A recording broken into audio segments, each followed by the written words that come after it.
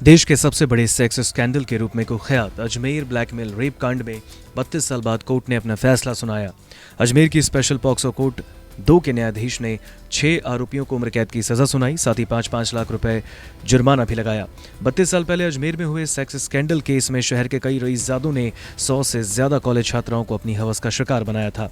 Ajmer sex scandal मामले में मंगलवार को स्पेशल पॉक्सो कोर्ट ने नफीस चिश्ती, नसीम उर्फ टार्जन, सलीम चिश्ती, इकबाल भाटी, सोहेल गनी और सैयद जमीर हुसैन को आजीवन कारावास की सजा सुनाई है।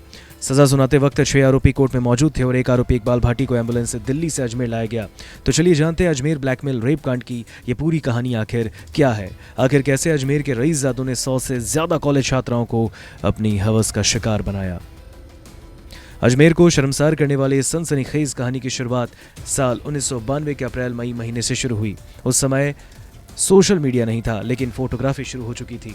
अजमेर के एक नामी गर्ल्स कॉलेज की हाई प्रोफाइल छात्राओं की न्यूड तस्वीरें अचानक से शहर में सर्कुलेट होने लगी। इस दौरान अजमेर से प्रकाशित होने वाले स्थानीय अखबार में एक रोज एक खबर छपी। खबर की हेडिंग थी, बड़े लोगों की पुत्रियां ब्लैकमेल की शिकार। खबर के साथ उसमें कुछ तस्वीरें थीं। इस खबर के छपते ही अजमेर में मानो भूचाल सा आ गया। फिर एक एक कर कई और तस्वीरें सामने आई। सर्कुलेट हो रही न्यूड तस्वीरों में 1-2 नहीं बल्कि 100 से ज्यादा छात्राओं की तस्वीरें थीं। इसमें कई लड़कियां बड़े परिवार की थीं। तस्वीर सामने आते ही हड़कंप मच गया। पूरे देश में इस कांड की गूंज होने लगी। उस वक्त राजस्थान में भैरव सिंह शेखावत की सरकार थी। शेखावत ने मामले की जांच का जिम्मा सीआईडी सीबी को दिया। सीआईडी और पुलिस की जांच में जो कहानी सामने आई उसने पूरे देश को हिला कर रख दिया।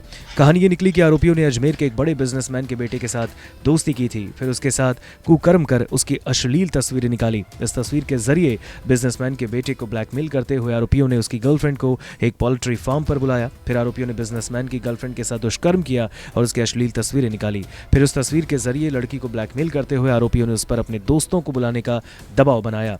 बदनामी से बचने के लिए लड़की धोखे से अपने दोस्तों को आरोपियों को ठिकानों पर ले जाने लगी, जहां आरोपियों ने लड़कियों का रेप कर उसकी अश्लील तस्वीरें निकालते हुए उनके जरिए अन्य लड़कियों को अपना शिकार बनाने लगे। इस घिनौने ब्लैकमेलिंग के जरिए दोषी ठहराए गए आरोपियों ने शहर की 100 से ज्यादा छात्राओं को अपना शिकार बनाया।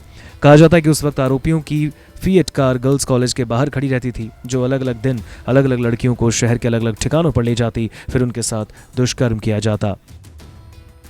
आरोपियों ने लड़कियों की न्यूड तस्वीरें निकालने का काम शहर के एक फोटो स्टूडियो के लैब को दी थी। लैब में काम कर रहे टेक्नीशियन का लड़कियों की न्यूड तस्वीरें देख नीयत बिगड़ गई और फिर उन्हीं लोगों के जरिए तस्वीरें मार्केट में आई। कहा जाता है कि तस्वीरें जिसके हाथ लगी उसी ने लड़की को ब्लैकमेल करना शुरू किया। इस मामले के आरोपी सियासी पहुंच वाले थे। मामले का मास्टरमाइंड यूथ कांग्रेस का अध्यक्ष फारूक चिश्ती था। इसके अलावा यूथ कांग्रेस का vice president Nafees Chishti, joint secretary Anwar Chishti, lab developer Purushottam उर्फ बबली, इकबाल भाटी, कैलाश सोनी, सलीम चिश्ती, सोहेल गनी, जमीर हुसैन, अलमास महाराज, इशरत अली, परवेज अंसारी, मोइजुल्लाह उर्फ पूतन इलाहाबादी, नसीम उर्फ टार्जन, कलर लैब का मालिक महेश डोलानी, ड्राइवर शमशू उर्फ माराडोना, नेता जरूर चिश्ती इस डर्टी गेम में आरोपी के रूप में शामिल थे।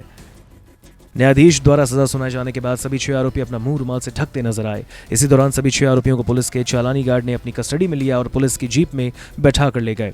वहीं कोर्ट में जब अपना चेहरा छिपाने वाले इन दरिंदों ने कई लड़कियों को कभी ना भूलने का दर्द दिया था। इस बहुचर्चित मामले में 6 लड़कियों ने सुसाइड भी की है। कई मामले की कई पीड़िताएं आज भी अपने नाम और पहचान को छिपाकर रहने को मजबूर हैं, लेकिन उस भयानक कांड को याद कर आज भी सब सिहर जाती हैं।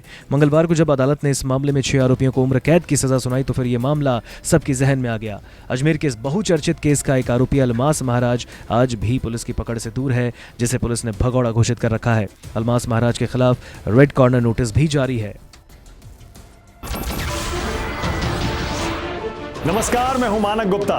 अगर आपको हमारा ये वीडियो पसंद आया हो तो इसे लाइक और शेयर जरूर करें, और हाँ, हमें सब्सक्राइब और फॉलो करना ना भूलें ताकि आप देश और दुनिया की कोई खबर मिस ना करें।